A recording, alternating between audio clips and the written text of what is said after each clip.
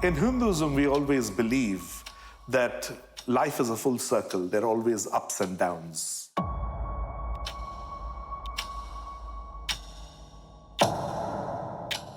India, before the British, was the richest nation with the highest GDP in the world.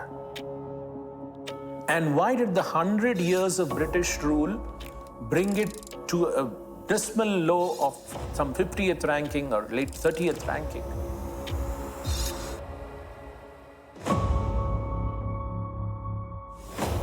They came to take our trade, our textile, our raw material, even for making cannonball, they needed saltpeter, which came from India.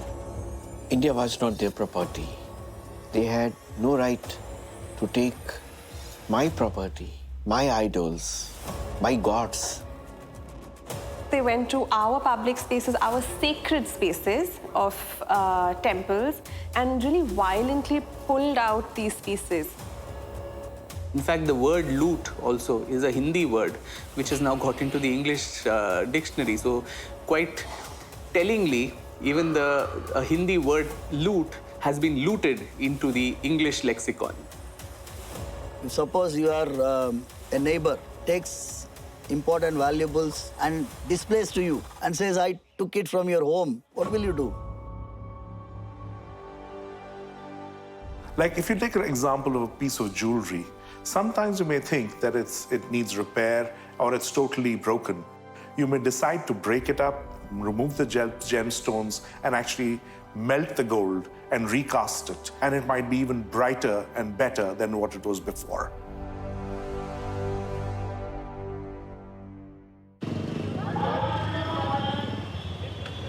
Sir, we are hearing some voice from there. We are going to do it. Ready? Yes, sir. Yes, sir! 3, 2, 1, go! Sir, you are welcome to our humble hamlet, Kusampur. We are well-being unit community working hand in hand and shoulder to shoulder. I see. Here comes Balu, the ironsmith of our village. He makes the finest pots and pans and the sharpest of weapons, like swords and spears. Ah, that's quite primitive manual work. You should see our modern manufacturing units in Glasgow and our cotton mills in Manchester. Okay, sir. Okay, sir. It was our wealth which was also our misfortune. Because had we been a poor country, I don't think they would have come here.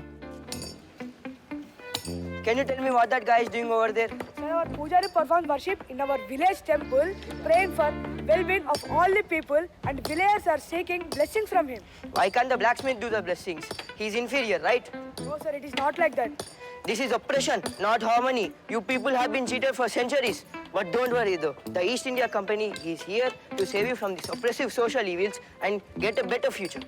They propagated falsely that India is a land of snake charmers, elephants, crocodiles, and we have to civilize these heathens and pagans. So we have to convert them to Christianity. Is that so, sir? Hey, police, stop this nonsense going on in the name of knowledge. Take these children to our mission school. We will take care of these children from now onwards.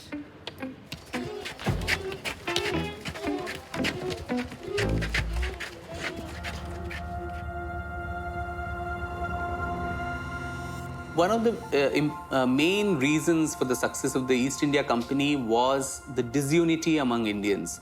There were lots of provinces and Rajas and Maharajas who were constantly fighting with each other.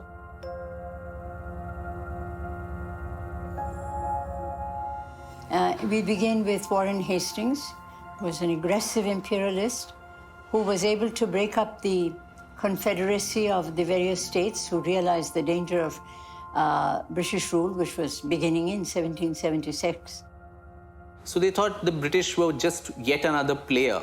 They probably did not foresee the pernicious effect that these people were bringing in, that it was not just economic, or trade relations that they were looking at. They were looking at political subjugation, which was undermined or not thought through well enough by the local Indian players.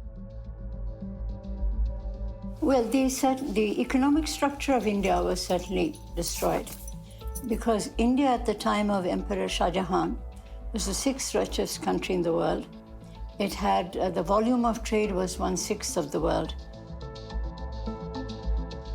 We were wealthier than Britain when the British came here. The story begins in 1768 till 1938. These years were the years when the Indian artifacts were stolen from Indian temples, houses, palaces, art centers. They were taken to the British Museum. The entire British Museum is filled with stolen items.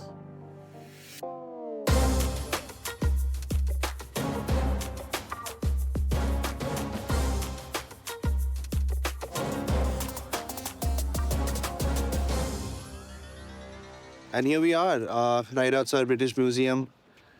Trust me, it's gorgeous from the outside, but from the inside, it's quite controversial, as some people might want to call it.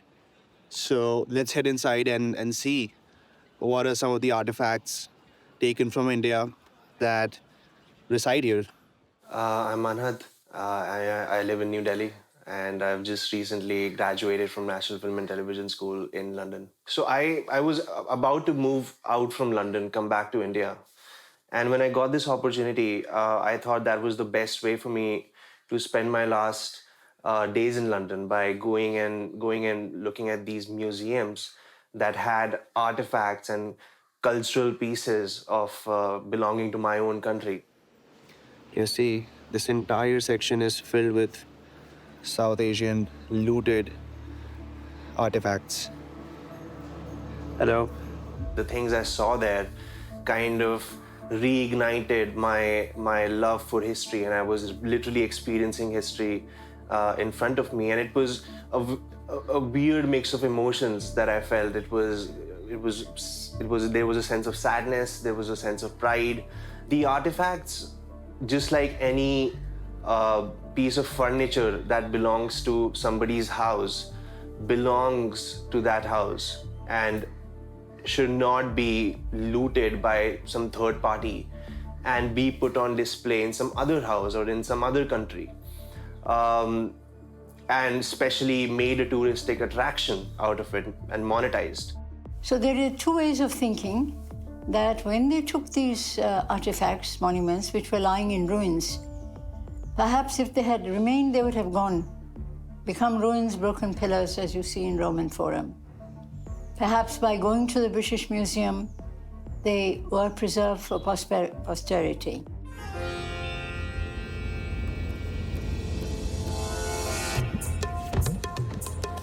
We are right in the hustle and bustle of Old Delhi right now.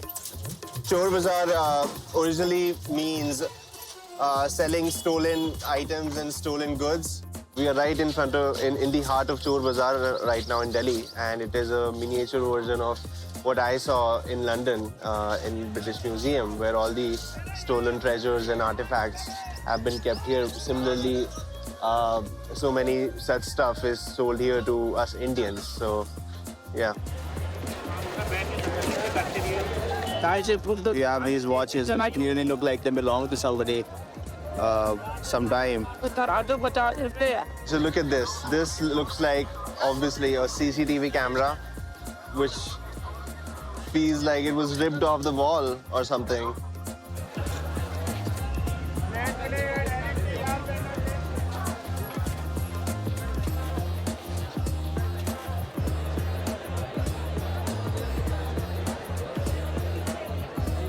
It is an absolutely perfect analogy about what British museums truly are.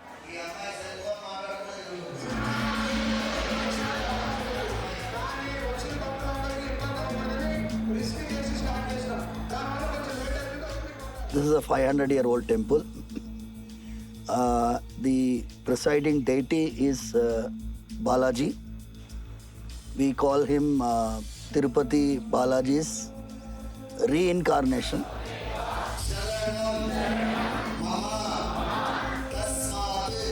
I exactly do not remember the exact date.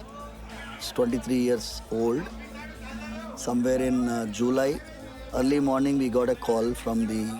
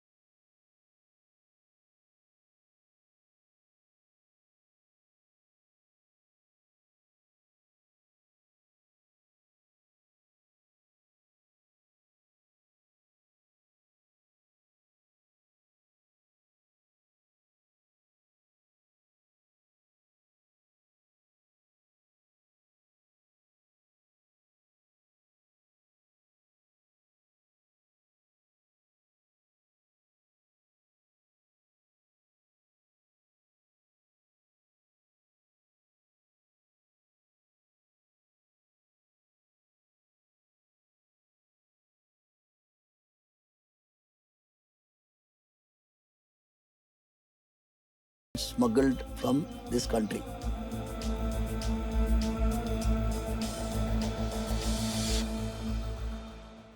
I am Anurag Saxena, co-founder of the India Pride Project, which is an organization to make the case that history belongs to its geography.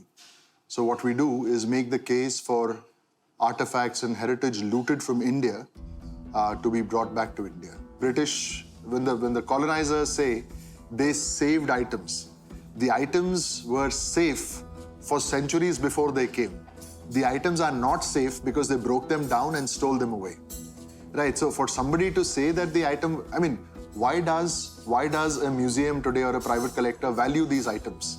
Because they stayed safe for centuries and they are centuries old. When a destroyer believes that he's the savior, when the villain believes he's the hero.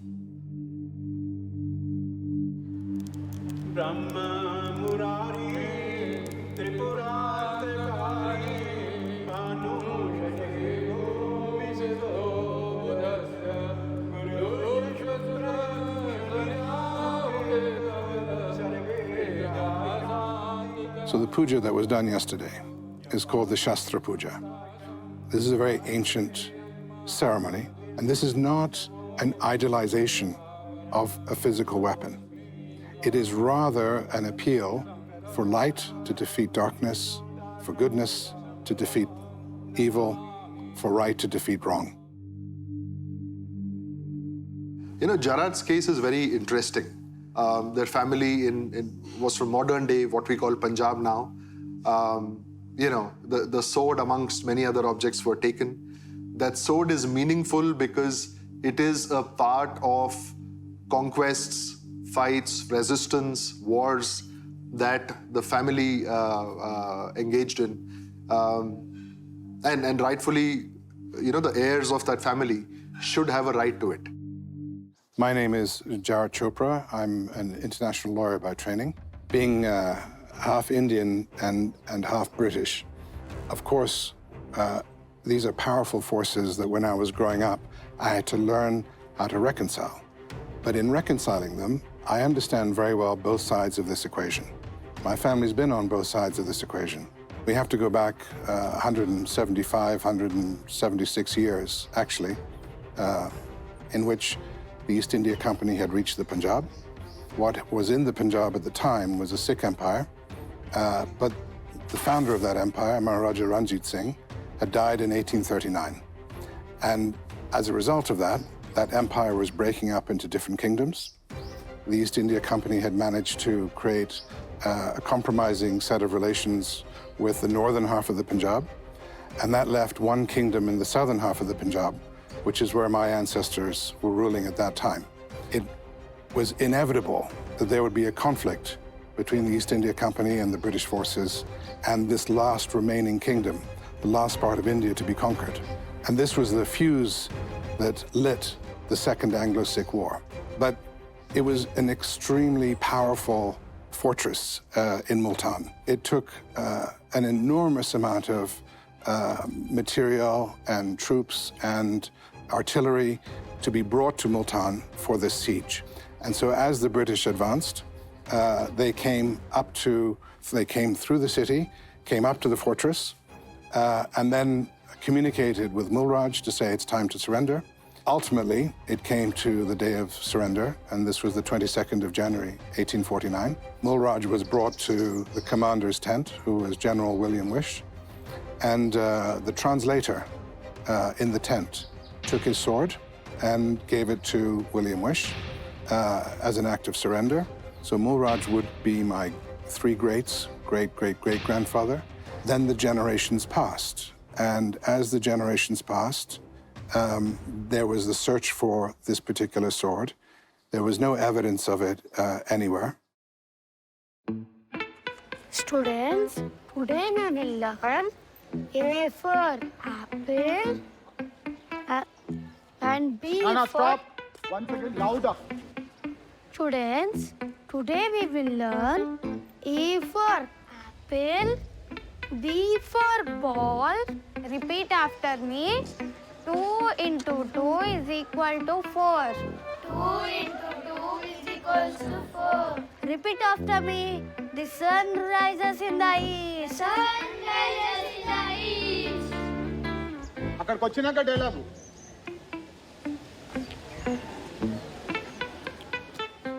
Father, I don't want to learn this irrelevant and meaningless lesson at school. I really miss the life lessons which is taught by our Pandit ji. You're helpless, my son. The Angrezi Sarkar wants you to learn only this. You have also lost the opportunity to learn the trade of our forefathers. Okay, good.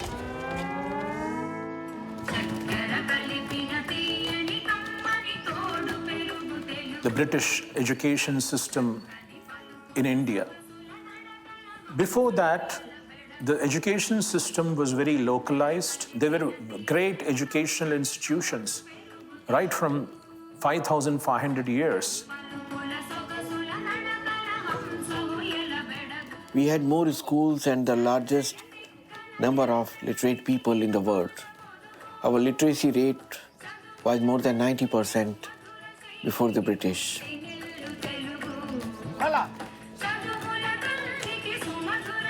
When the British came and introduced this public school system of education, or the missionary schools kind of an education, where everybody were put under one roof and they had to learn science and they had to learn math, and they felt that they had to be developing a rational mind and a scientific mind, and the Indians were thinking in a very backward, superstitious manner.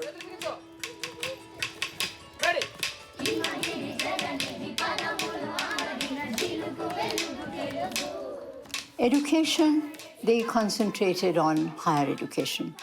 They they established 3 presidency colleges, universities, in the Bengal Presidency, in Calcutta, in Madras, and in Bombay. They were the 3 presidents they ruled. And they brought modern education here. If you give them credit, it will say they wanted to put Indians, young Indians, in the mainstream of education.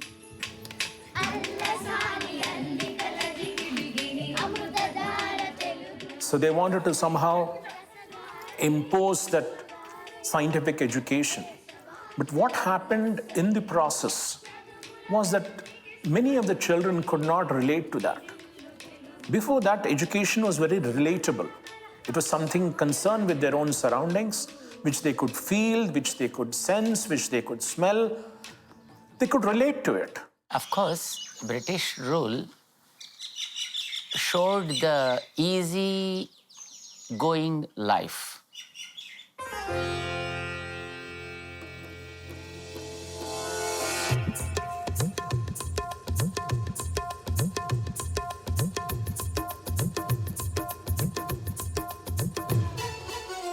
By way of providing jobs and also by giving them the easy way of dress, practices, and lifestyle. So our schools, our colleges, all the education programs were all colonial trained, including the art schools. Indians were painting on the floors, on their homes, they decorated roofs, they decorated walls. They made beautiful textiles which were exported, beautiful craft material which is today called craft. And all of that changed during the colonial rules. A lot of craft has stopped. Craft that people didn't know existed before. Techniques have stopped because industrialization, machinery, and things that have replaced the traditional form. So all these things made people to slowly come away from the traditional practices that they have. So that's how the values have been slowly decreased.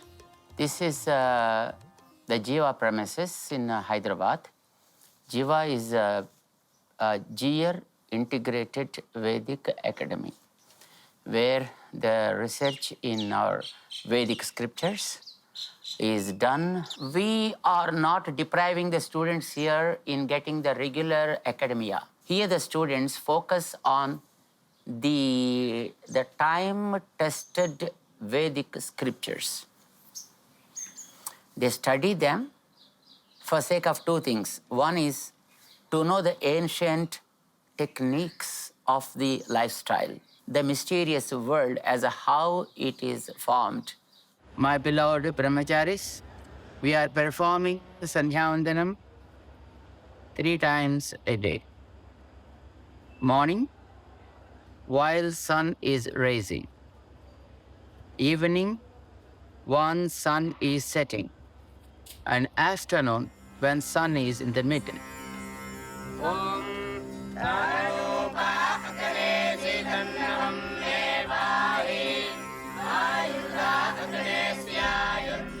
We had this infamous minutes of Lord Macaulay, who said the main objective of English education in India is to create a vast set of interpreters, not someone who were rulers. They were just interpreters between them, the rulers, and the millions that they govern, who were Indian in their blood and in their skin color, but they were English in their opinions, in their morals, in their intellect. As I said earlier, the the education system that they introduced in India somehow has built a very low self-esteem among Indians. It starts with the school. It starts with childhood. So people are always thinking, I'm repeating the sentence, but Indians are always thinking the grass is green on the other side.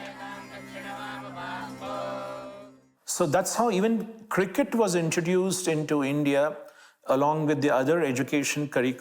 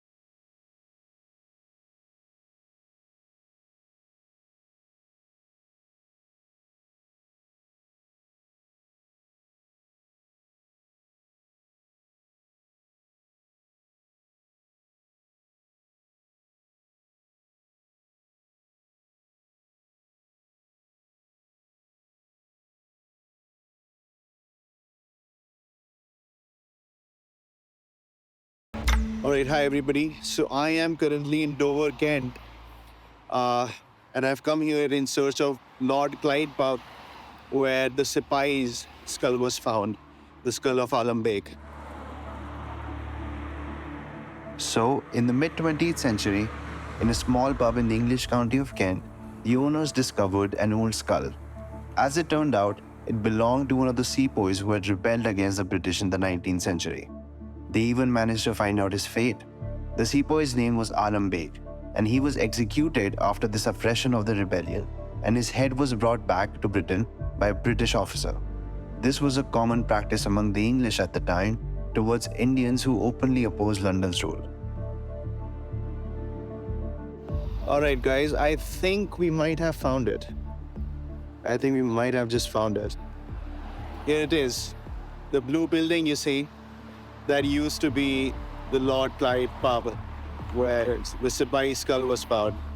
When I brought the topic of the Alam Beg's skull that was found in the pub, she was aware of it. I have Eva with me here, who is now the owner of the place, and yeah. So, do you know about the history of this pub? Yes, my husband and I bought the building approximately 9 years ago. Once we moved in, we were told at some point that somebody mentioned to us that it had a history then apart from the mutiny, and that because of the name, somebody had back in the way back in history, in the early days of the pub, had presented the landlord with the skull of Alan Begg, who was involved in the Indian mutiny and was caught and punished by being fired from a cannon. At first, she was very hesitant to give an interview. And the reason that she told me was that history is history. It's gone. It's the past. It's dead. But it happened. And it happened. Nobody can change it. So why discuss about that? Why talk about that? I think there's a lot of amnesia in the Britain culture about the colonial past they have. There was a continuous stream of an armed struggle, a violent and a very bloody armed struggle as well, right from what was known as the first uprising in 1857 till 1946, when we had a naval and an army mutiny. So throughout this entire stream, there were lots of people who were the revolutionaries and the revolutionary movement in India. Ready, go! Action!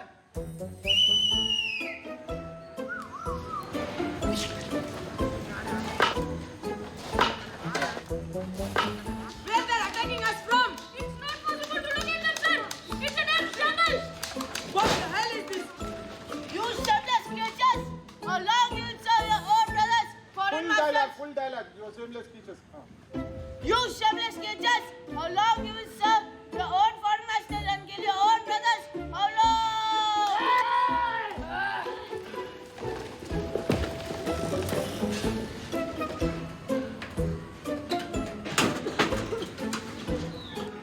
This is small but significant fight.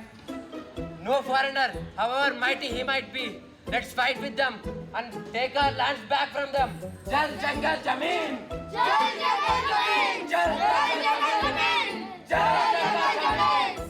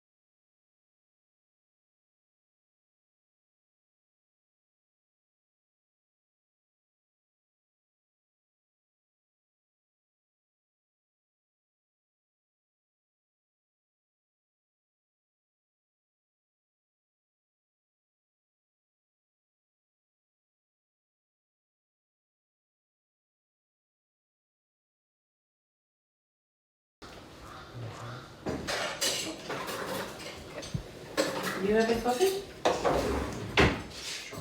So, what is important for my family and this sword? There is a concept in Hinduism called Pitrudosh. This is the idea that your ancestors may have done something bad, or something bad may have been done to them, but you as descendants carry the karma of those events and those acts. And so there is a disturbance that enters into the family. In other words, it's like a collective traumatic consequence of events. And in order to put those things to rest, you need to either perform certain ceremonies, or in this case, the return of the sword is really about putting to rest the effects of history. So there'll be individuals in my family who will have risen to a certain success, and then it just dissipates. One can see this repeating pattern of individuals who rise and then fall, rise and then fall, rise and then fall extremely quickly. And so this is a very typical karmic consequence called Pitrudosh, in which basically the ancestors are trying to get your attention to fix the situation so you can move on peacefully. What do you do in social emotional learning? Well, the questions are like, each station has questions, and the question for social emotional learning is, who had been your friends in 5th grade? Who are your allies? But we didn't share social emotional learning because some kids felt unsafe because they didn't have friends, and so they couldn't share about friends because they didn't have friends.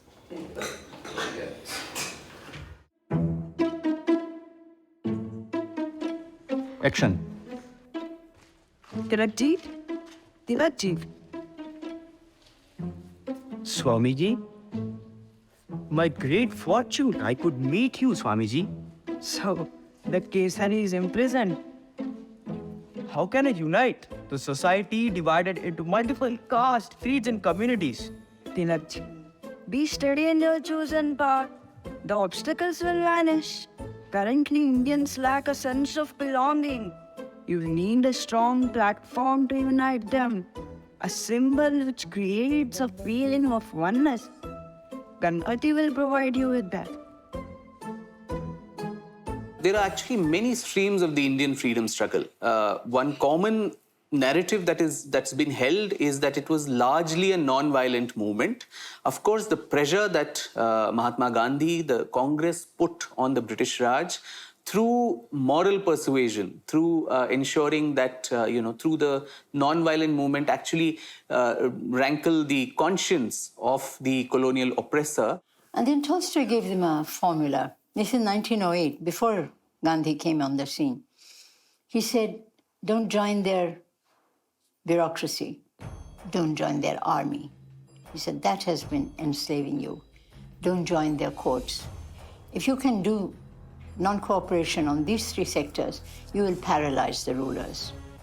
It did not happen before Gandhi because we needed a Gandhi to actually put us all together.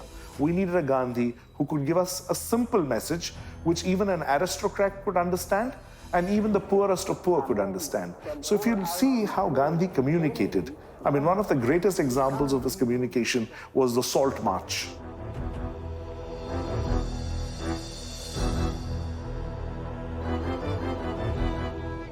હા માહિતીમાં એવું કે અહીંયા એમ કે અંગ્રેજ લોકો આપણા જે અગરની અંદર કામ કરતા એ લોકો પાસે અત્યાચાર કરતા એમ ને લાઠીચાર્જ કરતા ને લડાઈ કરીને લોકોને ઘાયલ કરતા ને એ રીતે બધા જુલમ ગુજારતા એમ કે એવા અમારા બાપ દાદા અમને વાત કરતા એમ કોઈ ઘોડા દોડાવે પછી ઘાયલ કરે એ બધી અમને માહિતી થોડીક બાપ દાદા લોકો આપતા એમ એટલું અમે જાણીએ બાકી ગાંધીજી અહીંયા છે. So Mahatma Gandhi, they say, took a pinch of salt and broke the empire's back. And how did he do that? He took 78 of his followers from Ahmedabad and walked 241 miles to the seacoast to a village called Dandi. And in these 241 miles, when he reached the coast of Dandi, he had 100,000 Indians with him. And go on hitting somebody, but if the person is not hitting back, your conscience at some point of time will kick in and say, what am I doing? Am I doing the right thing? And I think that's what he did to the British. India became independent on the 15th of August, 1947. Whilst we were moving towards independence of India, we were also moving towards the partition of India. That was a terrible legacy of the British when they were here in India as rulers, because one of the things they did was divide and rule. So they did create a kind of schism between the Hindus and the Muslims whilst they were ruling this country. And that meant that the British felt that they could no longer control the situation. They brought in Mountbatten, and he was the last viceroy of India, and he needed to do something, and he thought that partition was the only way out. So then he brought in a judge from the UK called Sir Cyril Radcliffe, who came in, who had never been to India before. He had no idea of the country at all, and he was given 5 weeks to divide the country. And within 5 weeks, he takes a decision and he just draws up the lines. Mountbatten could not tell anybody what the boundaries were, because it was only between him and Radcliffe, and of course the British government back home in London.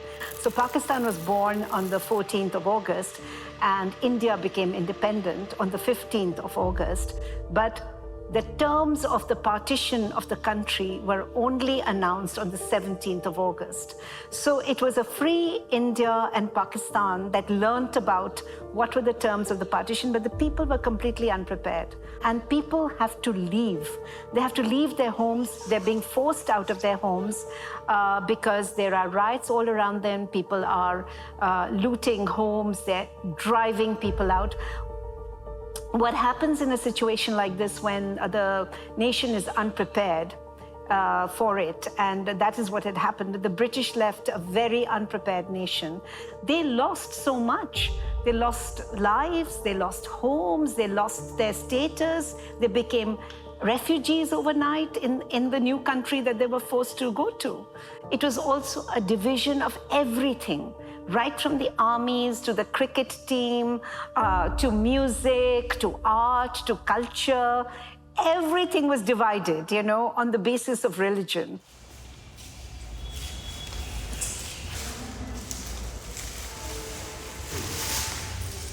So this is a very beautiful sculpture given to us on loan by a Kashmiri artist, Veer Munshi. And it represents, as you can see, the whole story of migration, how difficult it is. Because this is a horse painted in the traditional style of Kashmir, in papier-mâché style. But on his back, he's carrying bones, different bones of different parts of a human's body. And I think that is very symbolic and something which we must remember, that when people migrate, they carry many things with them. Can you raise the jumps a bit?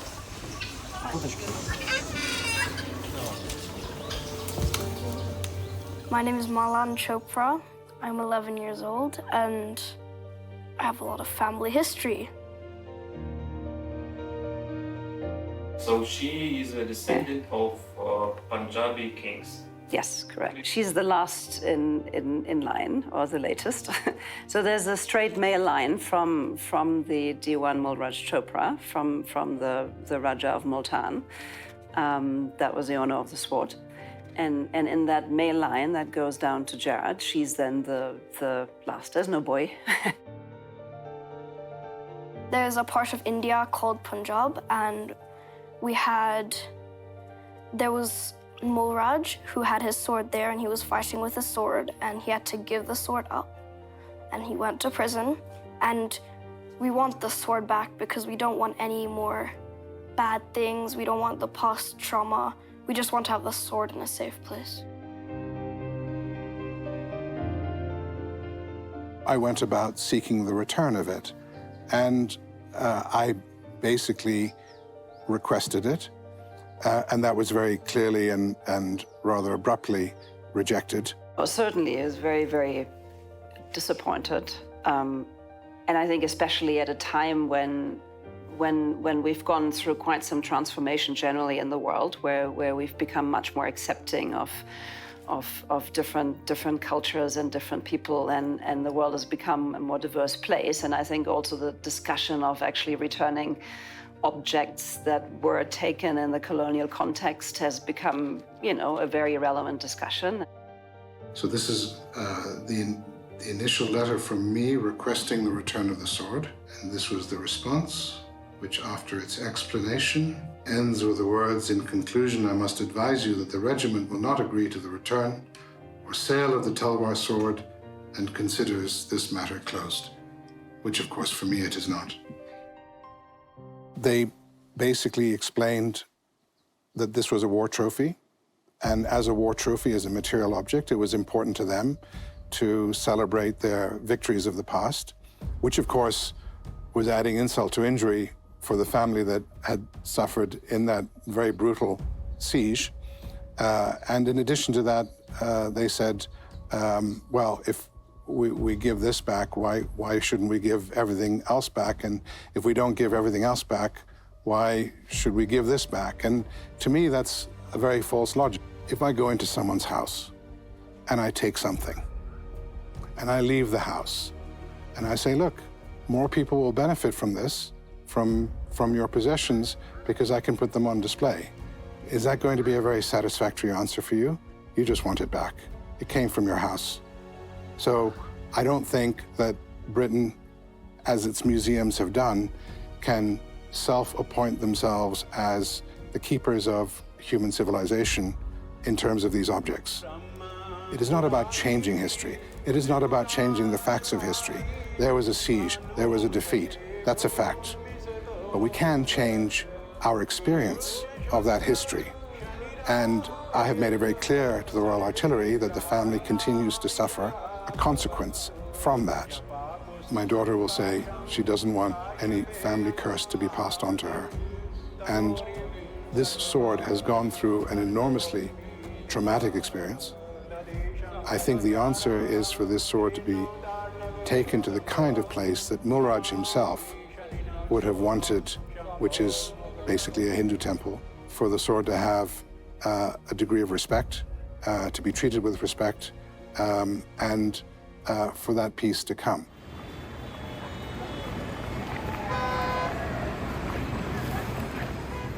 So I've just met these two fellow Indians who I spoke to about this cause. They're just happy to be there, that the artifacts that they're seeing are best appreciated by being at the British Museum. I've been proud to see a lot of our stuff here, especially coming back. We're all from South India, so I'm from Chennai and he's from Kumbakoda.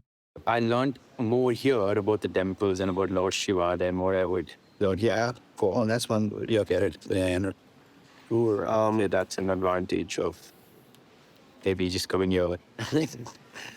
Okay. Yeah. But I think it's just a lack of awareness. It is not just about a touristic viewing of the artifacts. It's actually about history. It's actually about the rightful ownership of each artifact. And they should rightfully be in India. Give me 1 minute. Okay. Go to the room. Action. What I would recommend is let UK send their heritage to India, and I can guarantee there'll be more eyeballs than the British Museum. The world needs to understand that history belongs to its geography. When people talk of remnants of British colonialism only in positive light, right? I think we have to be fair and balanced and talk about British colonialism, what it left back.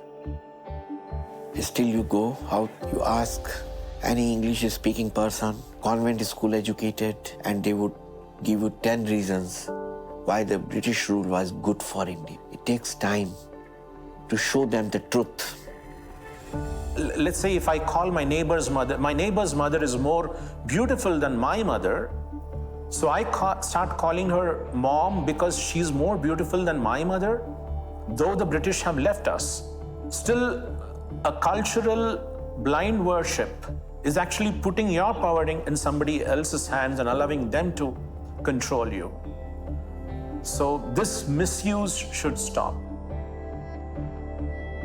I'm speaking to you in English, and I've learned that as my first language in school in my growing up years, and later on itself is an acknowledgement of the fact that we've been colonized.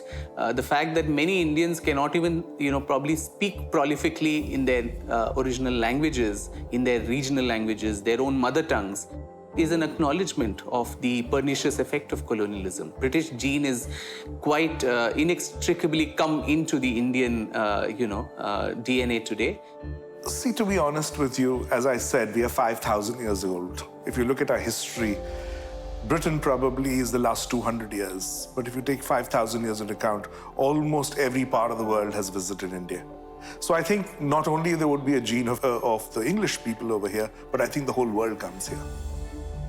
I would ask this nation to remember their history and to tell your own narrative yourself. Don't be dependent on foreign historians to tell you who you are and what you did. India today is reborn. There's a new energy. There's a new buzz, and I see it around me. And I don't think 10 years ago I actually felt this change, and it's a huge shift. We are a young nation of young people who have a lot of energy. So yes, we're going to make a difference.